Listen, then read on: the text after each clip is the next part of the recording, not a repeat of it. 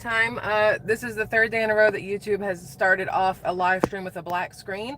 So we had to cancel and start over.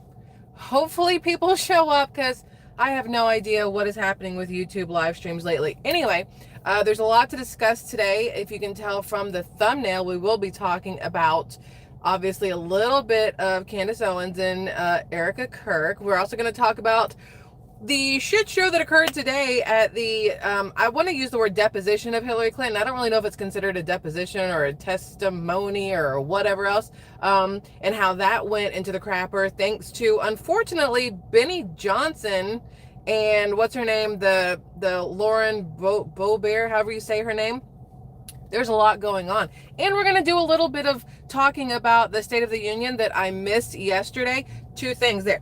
Also, I realize a lot of people are new here and probably have no effing clue who I am. They just know ST Talks. My name is Michelle. Hi, nice to meet y'all. Thanks for being here. I appreciate it. We appreciate it. Love y'all immensely.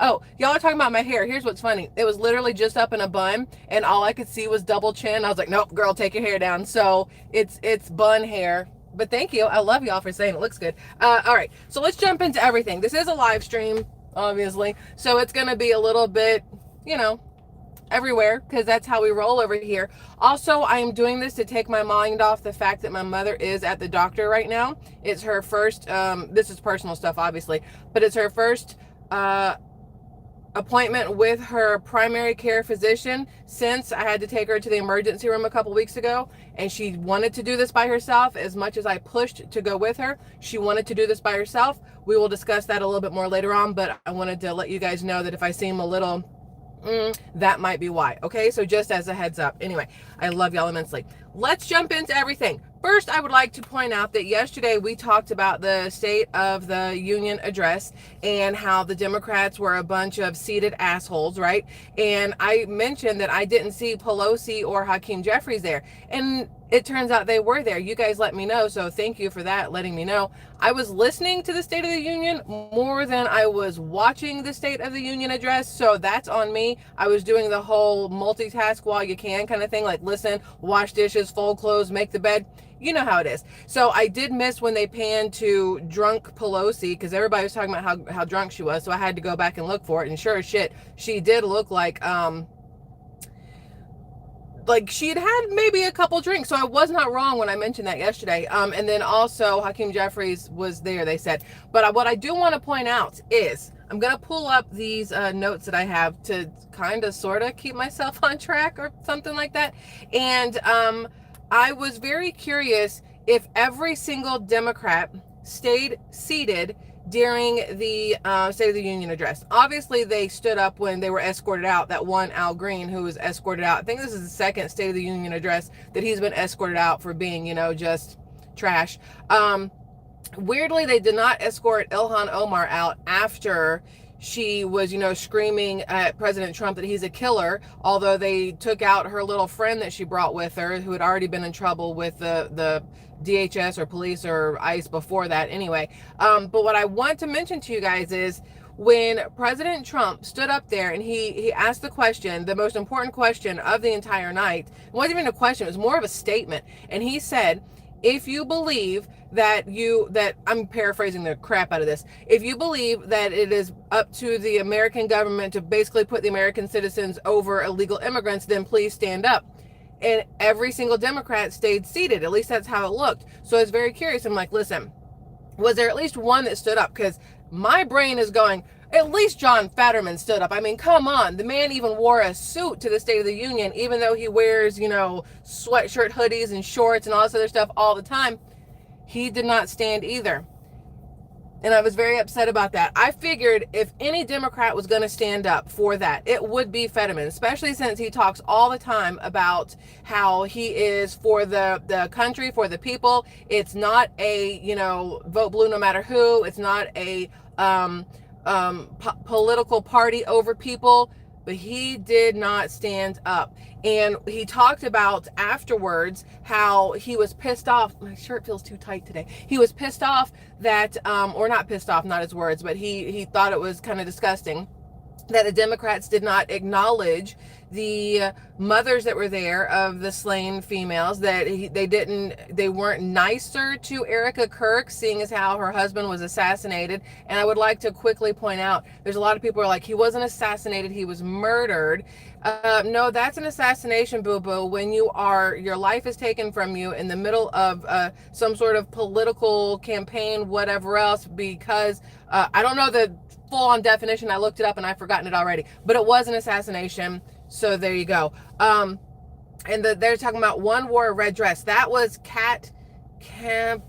I should know her last name. We talked about her yesterday. She's a Republican for Florida District 3, I think it is. Kat C-A-M-M-A-T or C-A, something like that. I don't remember her last name right now off the top of my head. But she wore a red dress and she sat smack dab in the middle of the Democrats. And she said she did it so that it would be noticeable when she stood, and they did not. So I thought that was great that she was there. She basically planted herself inside the middle of the Democrats just to make it more obvious when they did not stand up. And so already I'm like, all right, let me go follow her on X. So I'm following her over there. I'm going to go find her Instagram and follow her and whatever else. But John Fetterman did not stand up, and I have a little bit of an issue with that, seeing as how we've been basically talking very well about Fetterman as for conservatives, Republicans, however you want to say it. We've been talking very well about him because he seems to have, since his stroke, which is a very weird way to say this, but since his stroke, he seems to be a little less stupid. I don't know if that sounds wrong or not, but it feels accurate, right? He had the stroke, and then he seemed to move away from some of his Democrat ways and seemed to be more on the Republican conservative side and everything else, right? But the fact that he did not stand up when President Trump made the comment about, if you believe that as, American government, I'm again paraphrasing the crap out of it, that American citizens come before illegal immigrants, and he did not stand up for that.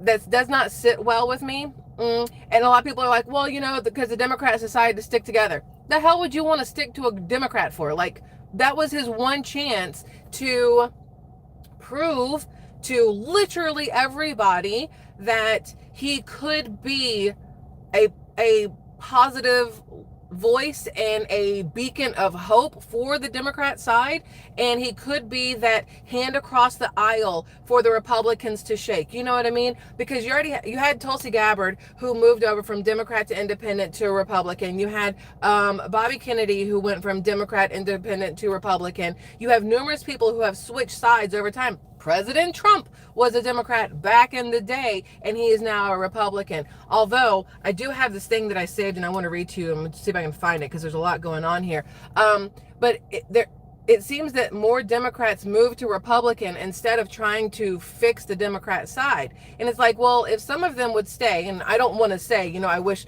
Tulsi had stayed over there or Bobby had stayed over there or whatever. But you got to think, if there are some Democrats who can, as I've said numerous times, pull their head out of their asses, it would give a way for, again, the joining of sides. And I think that could be beneficial to obviously the entire country if there's less infighting, because that's exactly what it is. But I saw this earlier, and I wanted to bring this to your attention because I'm going to play it for you here. This is President Trump last night at the State of the Union. And then I want you guys to listen to Bill Clinton in 1995 at his, I don't know if it was at his State of the Union, but it is when he spoke. And I want you to notice the difference I want you to notice the difference in the audience, because Bill Clinton, Democrat, right? President Trump, Republican. But when you listen to them both speak, you would think they are on the same political wavelength, which I don't like saying right now, given a whole Epstein shit and whatnot, right? But you do realize, or you have to realize, that at one point President Trump was a Democrat, and we're like, well, he moved over to Republicanism, which isn't a word, I don't think. Is it that, or is it that he is what Democrats used to be, and they have fallen so very far left that now they are something totally different, because there are, like I was saying, a lot of Democrats have moved to the Republican side. But is it just that the Democrats and Republicans, maybe back in the day, and again, I am newer to politics, so you guys go ahead and correct me if I'm wrong here, please. But didn't it used to be that Democrats and Republicans really weren't that massively divided back in the day? They both wanted the best for the country in theory, right? And they were able to peacefully sit at State of the Unions. They were able to peacefully go to presidential debates and vice presidential debates and all these other things, and have respect for one another. I don't know when respect for presidents and respect for, people in office completely went in the crapper. I have to say it was probably at the same time that Hillary Clinton decided to run for president, the same time that President Trump decided to run for president the first time. I think that's when it all started to kind of sort of go downhill, because you had a woman running and you had a celebrity running. And I think that for some reason that changed the way that people looked at the office of the president of the United States. And not to say that President Trump took the respect out of the name, or that Hillary Clinton took the respect out of the name of president, but it feels like when it became more about popularity, or even more of a pissing contest than it had been in the past, is when things started to kind of crumble and fall apart. Right? Maybe I'm wrong, because again, I'm 44 and I've never really paid attention to politics like back in the day. But stepping back from it now and kind of looking back at it, that's kind of what it feels like. But anyway, let me play this for you guys. You know how I get distracted on everything here. Please hold. All right, maybe the volume will work. No, wait. Where are we here? Fat finger iPad. Okay, look. Then stand up and show your support. The first duty of the American government is to protect American citizens, not illegal aliens. All right, so we know this is what he said. The Republicans all stood, the Democrats all sat. John Fetterman's still sitting also. All right, so that's that. Okay, that's going on. Let me see if I can forward. No, I didn't mean to. Not only in the states most heavily affected, but in every place in this country are rightly disturbed by the large numbers of illegal aliens entering our country. The jobs they hold might otherwise be held by citizens or legal immigrants. The public service they use impose burdens on our taxpayers. That's why our administration has moved aggressively to secure our borders more, by hiring a record number of new border guards, by deporting twice as many criminal aliens as ever before, by cracking down on illegal hiring, by barring welfare benefits to illegal aliens. In the budget I will present to you, we will try to do more to speed the deportation of illegal aliens who are arrested for crimes, to better identify illegal aliens in the workplace, as recommended by the commission headed by former Congresswoman Barbara Jordan. But wait, we are a nation of immigrants, but we are also a nation of laws. It is wrong and ultimately self-defeating for a nation of immigrants to permit the kind of abuse of our immigration laws we have seen in recent years, and we must do more to stop it. Now watch every single mofo in this place stand up. Republicans, Democrats, every single one of them stand up. Why is it that Bill Clinton, as a Democrat in 1995, can say the exact same damn thing that President Trump has been saying for both of his administrations, and he is actually, putting it into full place right now, but now the Democrats are literally protesting in the streets about the exact same things they stood and clapped for in 1995. Because the Democrats of 1995 are not the Democrats of today. Sarah says it, hypocrisy, 100%. I'm trying to figure out personally when Democrats lost their way. Like, was there just a moment where the devil climbed up out of the pits of hell and was like, hey, let's just go take them all? And then he went and hit up every Democrat on the head and like booped them, like, bopped them like, what's her name? Bibbity boppity boo bitch. We can do this, Michelle. Cinderella's fairy godmother thing, like the little bop, and then all of a sudden they are batshit demonic little libtards running around this country. Is that what happened? Because where did things change? I don't understand how little bunny foo-foo hopping through the forest, picking up the field mice and bopping them on the head. There we go. That's where I was going with it. I had all these things mixed up in here. But is that what happened? Where did it change? When did the change occur? when did the transition happen, right? Anyway, so I saw that and I wanted to share it with you guys because I felt like that was a very important little piece of video to watch. I don't know, my iPad is just, iPadding. I don't know what's happening here. Can you back out, please, Stephen A. Smith? Okay, so on top of that, we're going to get to all the good stuff, but there's just so much good stuff to get to. I don't really know what order to go in. Oh, here it is. Kat Kamak, I don't know how to say her name. Nick Sorter posted this on X and said, Republican Representative Kat sat deep inside the Democrat side of the chamber during Trump's speech so that cameras would show none of the Dems around her were clapping. And so, wait, pause, stop moving. Here's her in the red dress. I want you guys to see it. So we actually have a little something tonight for our friends on the left, and you'll have to tune in to see what we're planning. I think that that's really what people saw last night, was that clear divide of people who are willing to stand up for America and those that are going to sit on their hands. And so you saw that clear divide in the room. I was the only Republican sitting on the Democrat side because I believe you need to lead by example. We're willing to stand for America, and they just want to sit it out. That is what America needs to think about when they go to vote in these November midterms. America is back, baby. We are so excited. I might go run through the Capitol playing Freebird. That would be great if she did that. But I think that that's great that she was like, she wanted to point out exactly who was standing up for the country and the president and who wasn't.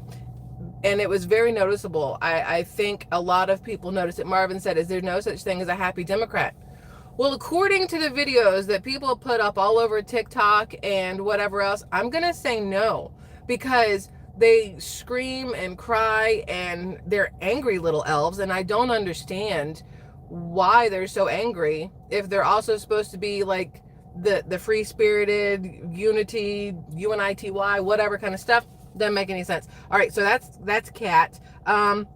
The other thing, okay, we're gonna get to Candace Owens and Erica Kirk, I promise you, but I'd rather get through the other stuff first, because that one's a whole, I don't know if it's a can of worms or if it's a shit show or what it is, but it's a whole lot is what it is. So we're just gonna save that. I do want to mention to you that Target, if you're feeling bougie, they are in every single state in this country, right? If you're new here, you'll learn that there is no rhyme or reason to the order of the things that we talk about, and sometimes there's no connection either. But because we were talking about State of the Union, I was thinking about Ilhan Omar, which then made me think about Tim Walz, and then made me think about Minnesota. So now we're talking about Target, because Target just paid $110 million to exit Minneapolis, because Minneapolis is the cesspool of the United States, it seems, right now. So Target was like, listen, it's a lot of money. It's $110 million to break the lease to move out of here, but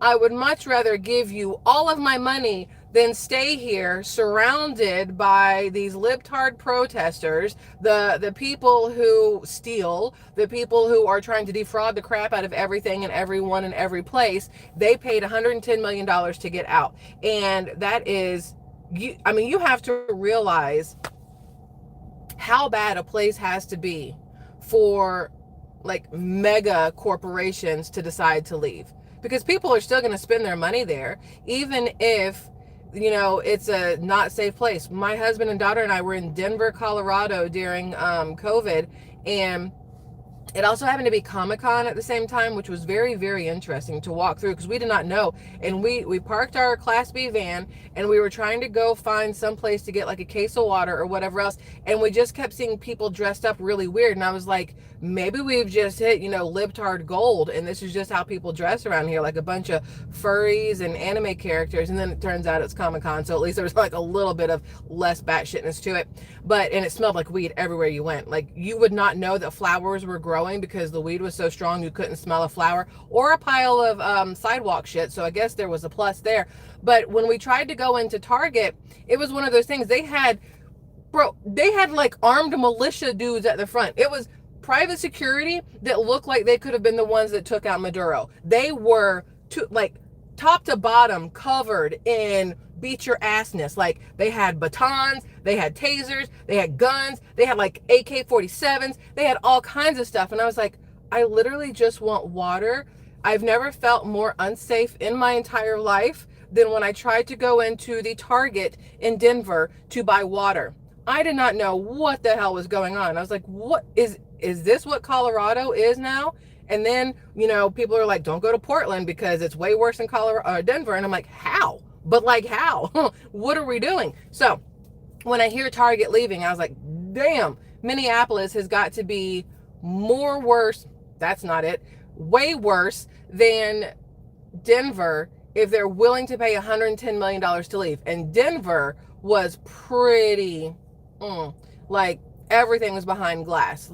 Literally everything was behind glass, or those little plastic whatevers. And they had the people running around in there ready to just pop off. Like if you looked at them wrong,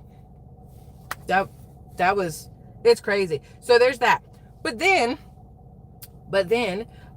when you get into, since we're still talking about Minnesota, I would like to remind everybody that Tim Walz, who is the governor of Minnesota, he was upgraded from garden gnome to governor at some point. I think it was like 2018, 2019, maybe.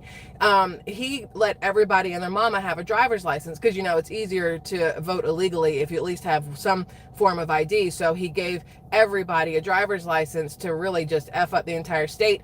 And in those driver's licenses, he was like, hey, you want to drive a truck also? You want a CDL? No, you don't really have to know how to read. And don't worry about what the street signs mean or what side of the road we drive on or any of that stuff, or even how to drive the truck and turn on the lights of it or what kind of fuel to put it. Doesn't matter. Here's your CDL. Go ahead and start driving.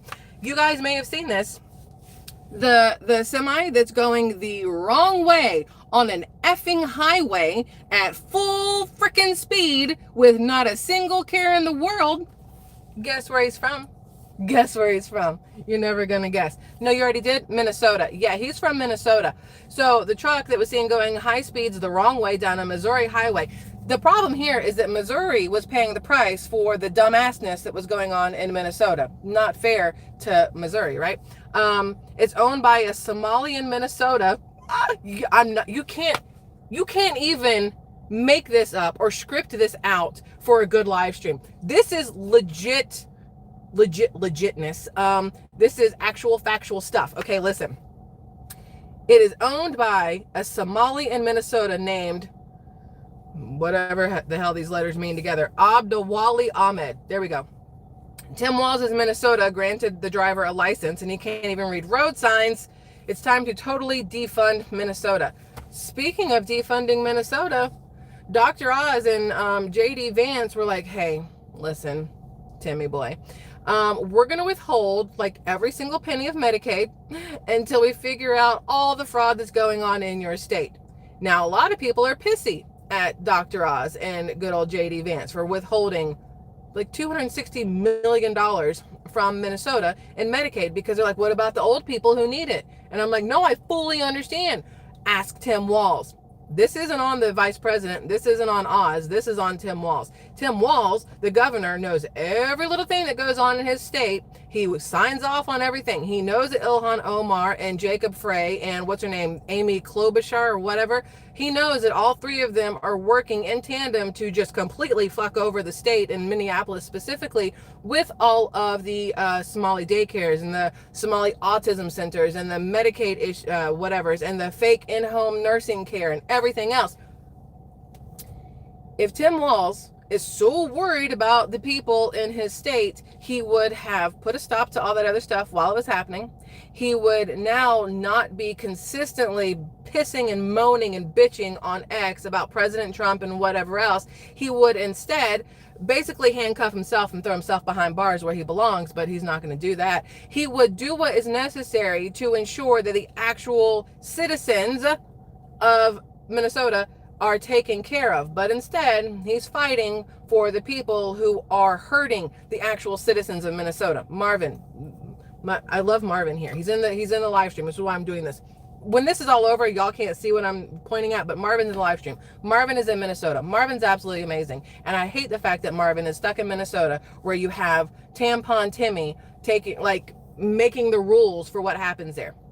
There are so many innocent victims of Tim Walz. It is, and I'm not just talking about the underage boys. I'm talking about the American citizens, the legalized citizens, the, you know, that live in Minnesota that are getting the short end, because that's probably all Tim Walz has on them, from their state. It's not fair, but you know, I don't know how this is going to go when it comes to stopping the payments of Medicaid, because that is it's a double-edged sword no matter how you look at it. It sucks because people who legitimately need it are now high and dry, but it sucks even more that Tim Walz knew that this was a possibility and didn't give half a shit about the people, and didn't stop what was going on in order to ensure that this wouldn't get this far, right?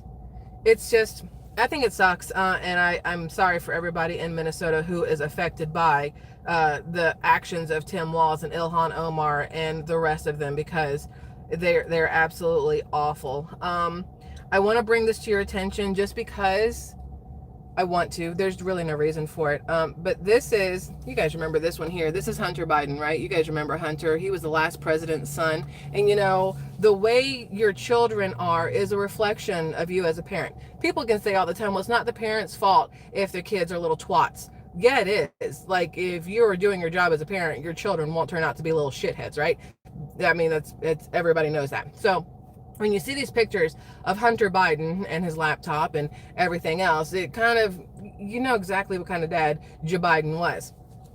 Here is Barron looking like the next 50 Shades of Grey actor. Like, I feel like he's going to be that guy, you know what I mean? And there's a massive difference between the way this kid, look how he dresses. Look at the I will F you up confidence in this child's face. Like, can you even? Versus the I need more cocaine and hookers stat. Really? That's it. I just wanted to show you the difference between a Joe Biden child and a Donald Trump child, because it is very, very blatantly obvious what the difference is between those two, which is the same difference between the presidents as far as I'm concerned. One is amazing, and the other, I have so many words that I probably can't say on here because they're way too adult. So I'll just let you use your imaginations. It's more fun that way. Also, you guys know Senator John Thune. That's how you have to say his name. Thune, like that. He said there was no time to debate and vote on the SAVE Act. You know, the SAVE Act that everybody's been up in arms about because women aren't smart enough to get driver's licenses and marriage certificates, and black people are stupid and don't have the internet, that kind of stuff. It turns out that while they were so busy doing other stuff that they could not be bothered with the SAVE Act, instead, they were bringing in their pets for photos and celebrations at a dog parade inside the chamber. So I just want to let you guys see that in case you're curious why, you know, the government stays shut down, or why you can't get anything passed, and why the SAVE Act is still floundering, sitting on a desk somewhere. It's because of this.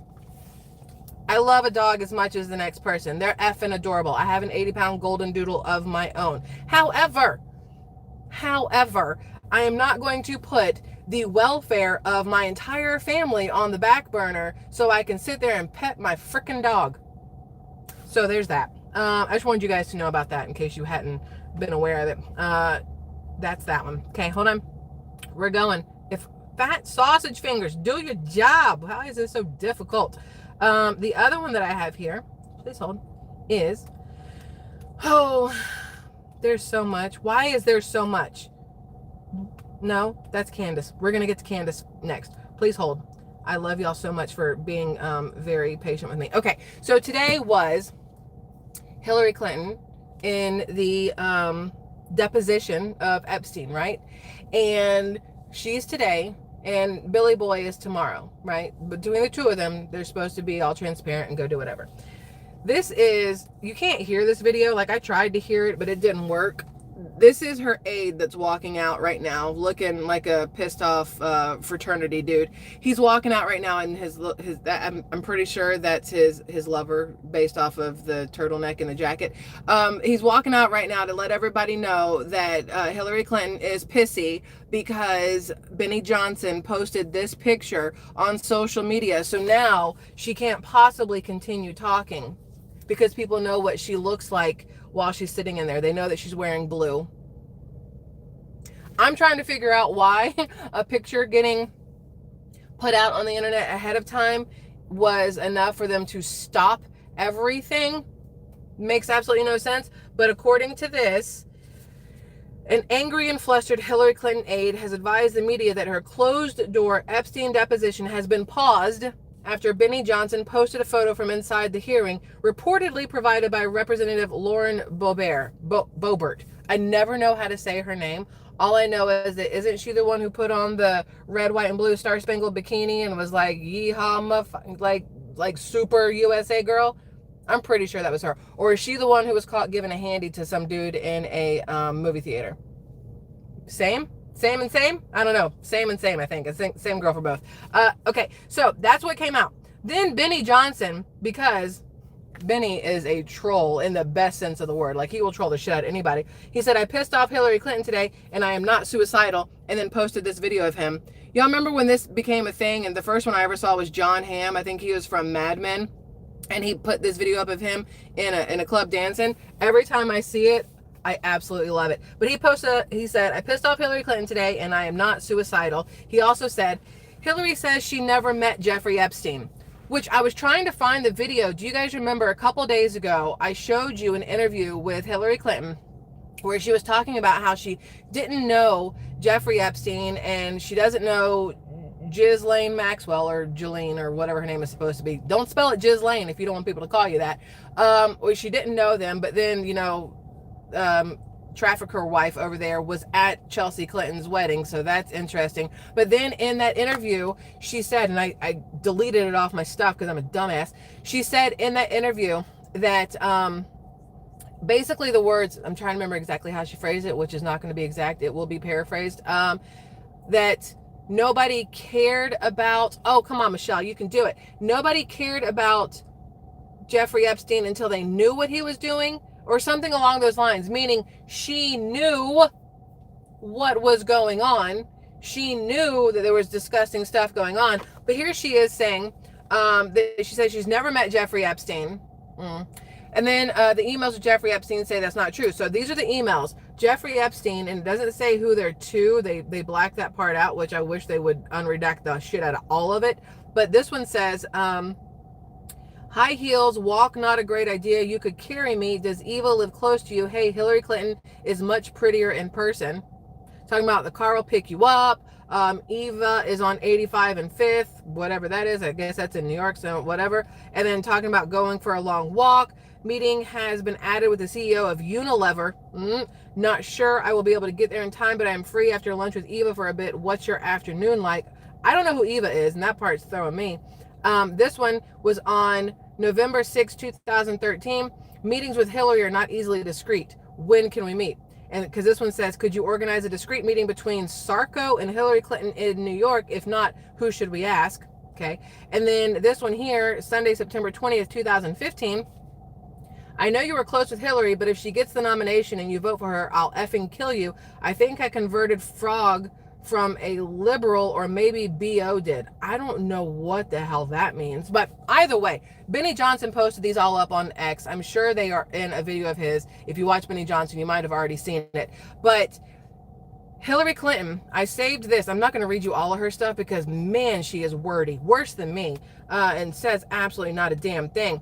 But she posted earlier on X, about 7 hours ago. She goes, here's my opening statement to the House Oversight and Government Reform Committee today. And it is 4 long ass pages of stuff. What I would like to also point out is that when you go to this post on X by Hillary Clinton, only accounts that Hillary Clinton has put the @ symbol at can reply. You know what I think about that? When she used to be, part of the government, right? The fact that she won't let just anybody respond, I feel like that is very telling. It's getting dark in here, I apologize. I feel like it's very telling of who she is as a person, because we already know she cannot take constructive criticism or any sort of, shitting upon her, which she gets all the time, I'm sure. She might be a 2 girls 1 cup kind of lady. I have no idea, or a glass bottom boat girl. I don't know. But she does not like when people can point out facts that make her look as bad as she is. So she does not allow anybody to comment or post on her things. And she puts up the stuff. But I want to read you some of it, because I feel like it's important to point out what an effing liar she is. So let's do that real quick. Okay. Sarah said, I'm the only mod. Thanks. Sarah is the only moderator here. If people are being twats, anybody can, I think, report them or hide them or use them or whatever. Sarah generally stays on it, which is why I love her so much, and because she's amazing. Okay, so this says Secretary Clinton's opening statement to the House Oversight and Government Reform Committee. Again, I'm not going to read the entire thing, but I do want to read you some of this, okay? It says, Mr. Chairman, ranking member, members of the committee, as a former senator, I have respect for legislative oversight, and I expect its exercise, as do the American people, to be principled and fearless in pursuit of truth and accountability. And already, she's effing lying. She has no desire for there to be truth and accountability, because if she did, all her little Democrat, libtard, demon friends would be rotting in jail cells right now. And her husband, too. Specifically her husband. But anyway, she said, as we all know, however, too often congressional investigations are partisan political theater, which is an abdication of duty and an insult to the American people. I told you, they will say anything and hope that their base hears it, sees it, reads it, and just goes, yep, that feels truthful, and runs with it. Anyway, it says here, the committee justified its subpoena to me based on its assumption that I have information regarding the investigations into the criminal activities of Jeffrey Epstein and Ghislaine Maxwell. Let me be as clear as I can. I do not. That's what she says, okay? As I stated in my sworn declaration on January 13th, I had no idea about their criminal activities. I do not recall ever encountering Mr. Epstein. I'm pretty sure that even in a written, whatever the shit this is, you're not allowed to lie, right? Isn't that a thing? Although you have to assume that this woman, who clearly is Satan's spawn, does not care about putting her hand on a Bible and telling the truth. Probably burns a little bit. And there's no way that anything that comes out of her mouth or her fingers or typing or auto penning or whatever is going to be real and accurate. It's not going to happen, right? So she says, I never flew on his plane or visited his island, homes, or offices. I have nothing to add to that. Liar.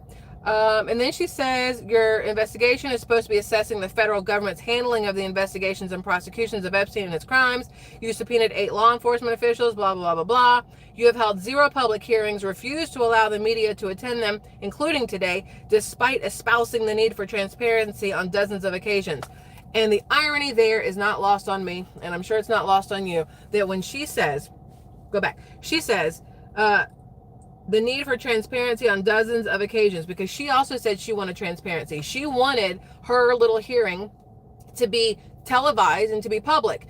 And the only reason she wanted it, not for transparency, was so that Billy Boy could hear what she had to say, so that tomorrow he wouldn't fuck them both up and say the wrong thing. He would know what lie had already been told, so he could go ahead and jump on that train, right?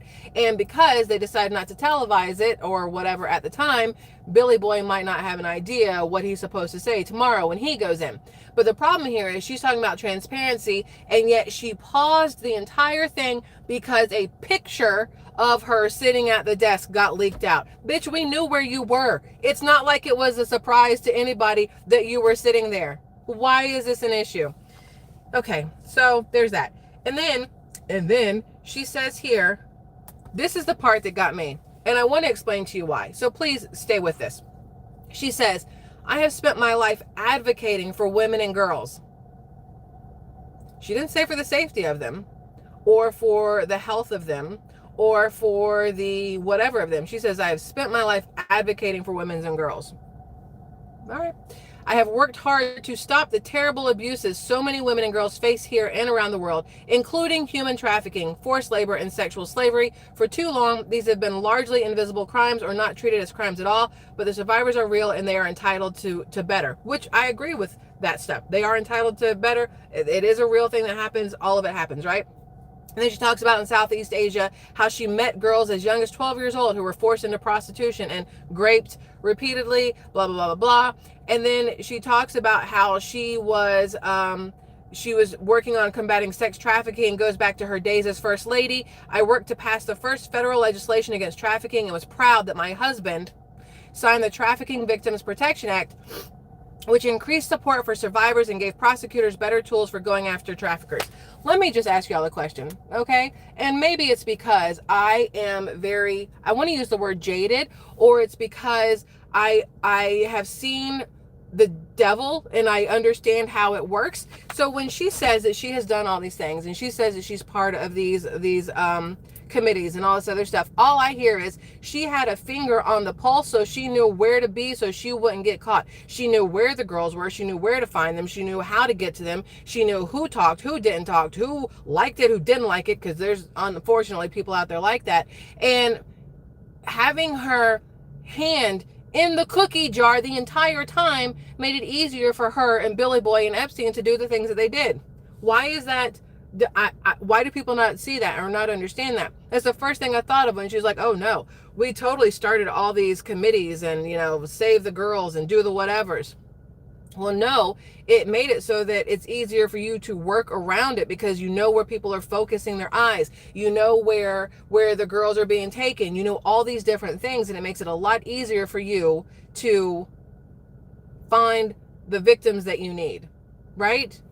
It makes so much sense to me, and I don't know if it makes me feel weird that I can see that. I don't like that part, right? I don't like that I can see things from so many different perspectives. I know it's helpful, but still, it's not fun being able to see it and stuff like that. But okay, so there's that. I know it's getting dark. We're gonna move away from Hillary now, and just real quickly before it gets too dark in here for this, move a little over to Candace Owens and Erica Kirk. Okay. We have not talked about Charlie in a little bit of time, right? One, because I don't like talking about his assassination because it was awful and I watched it when it happened, and people are so desensitized by movies and AI stuff that they might not realize when they're watching literally the end of somebody's life. But when you see it happen, that shit sticks with you and it changes you, and it's something you can't unsee. I will never unsee the shot that took out Charlie Kirk. I can replay it in my mind, not against my will, actually. Anytime I see Candace Owens, anytime I see Erica Kirk. And in the very beginning, I said Erica Kirk is going to grieve how Erica Kirk is going to grieve. You can't fault somebody for how they grieve. You can't do anything like that. She has kids to think about. She has now his business to think about, all these different things. And then here you have Candace Owens coming out and immediately trying to shit all over Charlie. She talked about how they were best friends and all this other stuff, and then it seems like she did everything in her power humanly possible to make it seem like he was not of sound mind, that he was stupid, that he was not who he was, right? And that has bothered me from day one. I don't know, let's be blatantly honest here, I don't know if Erica Kirk had anything to do with the assassination of Charlie. I have no idea if there are ties between her and Israel whatever, or sex trafficking whatever, or deep state something or others, or she wanted to have the control of TPUSA, Turning Point. I have no idea because I don't know Erica Kirk like that, and we don't know all of the actual details. What I see are the things that Candace Owens puts up. And she, unfortunately, I have noticed, has been notorious for saying some very like off the wall stuff, and then just completely changing topics and tactics a couple of days later in hopes that nobody remembers all that shit that she said over here. And for me, it's almost like she has lost a lot of credibility, based off everything that went on with the Macron, whatever, the French dude's wife or husband. I don't even know if it was ever proven a man or woman. I have no idea. Then she said that people were trying to murder her or whatever else. And I'm like, none of this makes sense to me. And people are like, she brings receipts, but I'm like, I could type anything up and pretend it's a fucking receipt. Like anybody can do it. There's these things going around now where they're like, oh, people are trying to pay me to call Candace Owens a demon and do all this other stuff. And they're like, look at the email. It looks like something you typed up on Word and then saved it and they're showing it to people. Like there's no proof of anything, because anybody can make anything look real, especially with AI these days. There's a whole thing going on near where I live, in one of the police departments, where somebody got the police department letterhead and then made up this whole fake ass letter, sent it to this lady, and then she transferred $20,000 because she thought the police department was after her because it looked so real. And it's like, how do you know what's real and what's not anymore? But Candace Owens, I mean, she's an entertainer, 100%. She is on social media. She is an entertainer. She is there to entertain and to get her views and to make her money. And if there is some truth to the thing that she's saying, then hopefully it'll come out later. But I saw this video between, oh, I hope I saved it. I saw this video between Candace Owens and Charlie Kirk from like way back in the day. And I remember watching this video and my very first thought was, oh, she was in love with Charlie Kirk. That's what it's all about. She was in love with Charlie Kirk and he did not pick her, and he picked Erica instead. And it was a lot. Well, I'm trying to see if I still have the video here because I wanted to show it to you guys, but there's been a lot going on. Oh, here it is. Okay, look. So I'm going to show you some of this. Let's see if I can get it to play.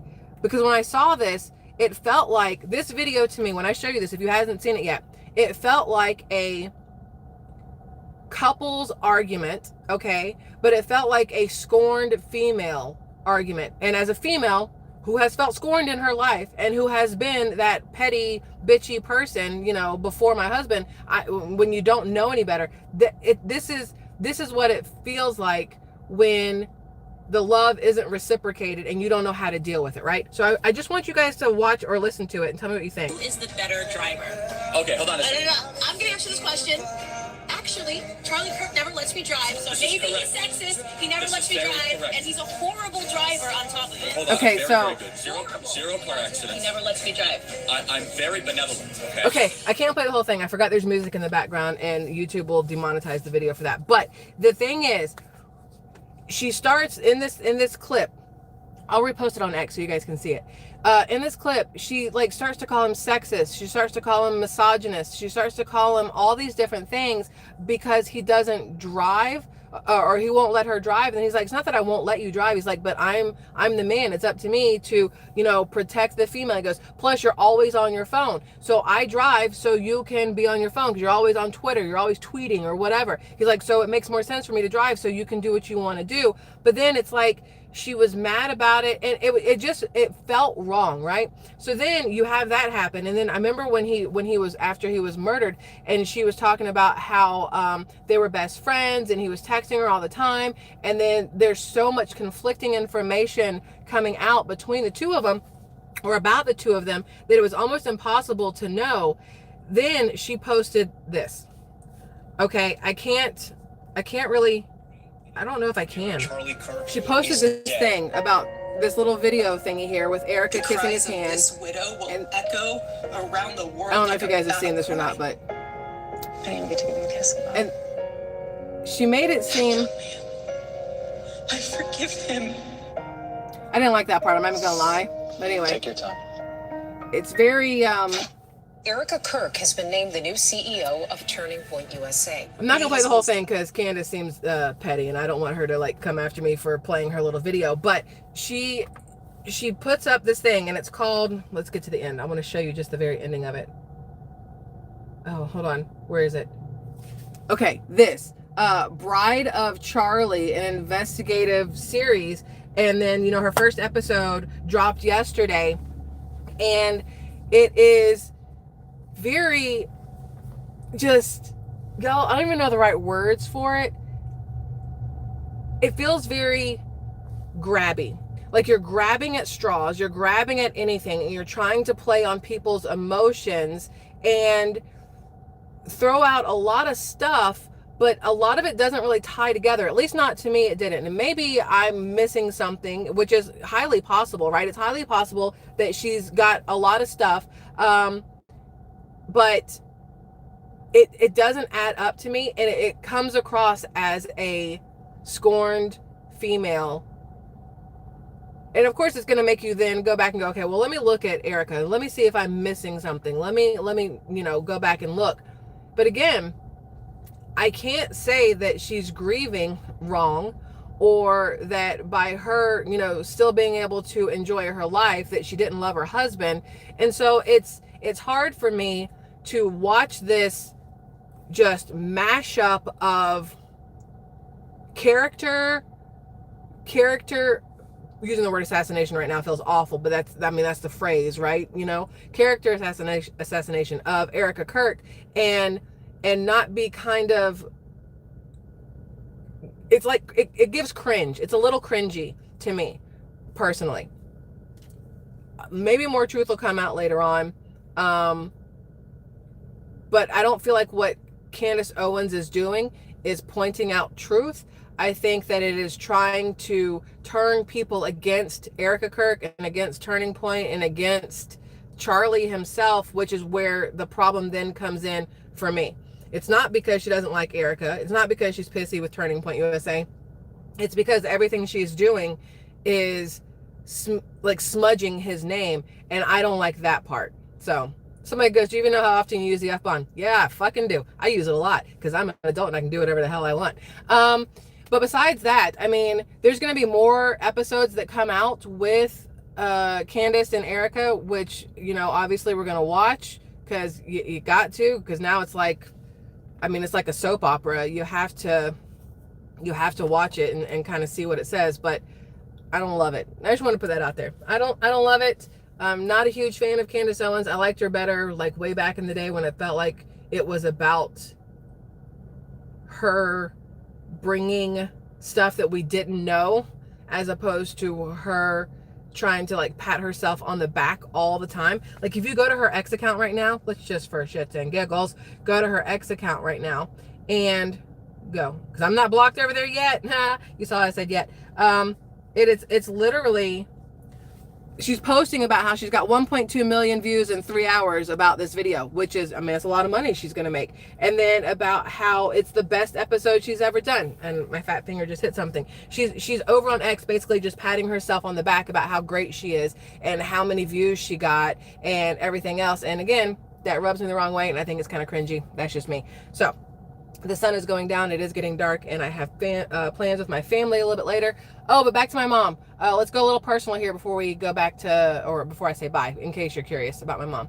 So she went to the ER, right? Took her to the ER. I think it's been almost 3 weeks since I took her, because maybe we thought she was having a heart attack. It was not a heart attack. She has been diagnosed with autoimmune myositis. I don't know how to say it. And so today was her first official health checkup since then with her primary care physician, in hopes that she can then go see a rheumatologist, right? She didn't want me to go with her, but we had lunch yesterday, and I was like, hey, you need to point out every single little thing, because they put her on prednisone, and they took her off statins, which I guess is a great thing, right? The statins, I think, helped kind of exacerbate the issues that she was having and made them worse than they should have been. So she's on prednisone but off the statins, but now she's like, she wants to find out if she can take vitamins and calcium and these other things, and what they're going to do. And I told her, I said, point out all the little things, because she's got, as she called it, prednisone face. Her face has puffed out a little bit. She's got the red skin from the prednisone, but now she's getting like some issues like on her fingers and things like that. So there's a lot of questions to go over. But I told her, and you guys are going, again, broken record here, because when she moved from Georgia to Florida, she had to update her Medicare. I had her call Chapter Medicare so they could kind of help her, because we didn't know the Florida health system. We'd been in Georgia so dang long. She'd been going to Kaiser forever and a day. So coming here, there's no Kaiser where we are in Florida. We had to figure out what she could do. So she called Chapter Medicare, and they go over all the options with her for all the plans, what she needs, where she's at, who's available, what she's looking for, what she might possibly need in the future, and they help her pick the right plans, right? So after today, I'm like, well, Ma, you're going to have to call them again, because everything changes every single time she goes to the doctor now. I mean, it's going to have to, because I told her, I said, you have to ask them what you're allowed to eat. You have to ask them if you can still have certain things to drink. You have to ask them if you're allowed to take these vitamins. You have to ask them if there's like a timing of when you're supposed to do a lot of things, right? Because it's all brand new. So I was like, okay, well, when you're done with this tomorrow's Friday. Yeah. I'm like, you need to call Chapter Medicare again on Friday and go over with them what you went over with your PCP, because if they're like, hey, you need to see a rheumatologist, you need to see literally anything else there could be, she needs to know if she's covered for those, or if there's like how it all works, because there's so much with insurance that a lot of people don't realize. And then, so she'll have to call them to figure out what's going on. And so I bring that up to tell you guys also, if you're in the same boat where you have been diagnosed with something, or you've gone through something lately and you're like, what the shit, like, what do I do now? You guys can call Chapter Medicare too. It's a free phone call, and you can ask them the questions that you have, and they will help you with whatever questions you have. I have a phone number for you. It's 513-898-3528, and it's in the pinned comment if you guys want to look it up later. But call them. I will forever and a day be thankful to them for how they helped my mom specifically, my mother-in-law, numerous other people, just FYI. But once she figures this out, then the next one in theory is a rheumatologist, and I don't know what else happens after that. So I'm trying to learn, she's trying to learn, and then go from there. Somebody says maybe you have to move back to Georgia. Honestly, that's the possibility that being in a different state might do better for her. We don't know, because I don't know the healthcare system here for seniors, which you would think in Florida would be phenomenal, because so many people move to Florida when they retire, right? But Florida is a big ass state. So if she might have better healthcare in Georgia and might have to go back there.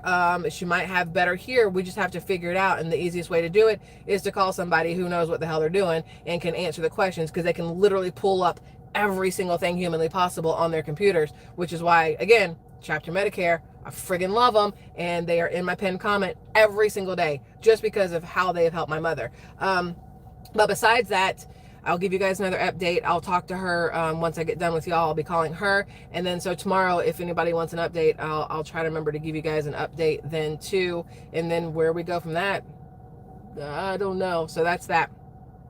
There's a lot more going on, obviously. There's so much going on right now, but we'll do more of this tomorrow. I love y'all immensely. Again, for the newbies who have showed up, thank you for being here. If you're still here, I love you. If you left, I don't blame you, because I am a lot to handle. But besides that, have a fabulous Thursday night, my dudes. I love y'all immensely. I think that's it for now. I'll see you guys tomorrow, okay? Bye-bye. Adios.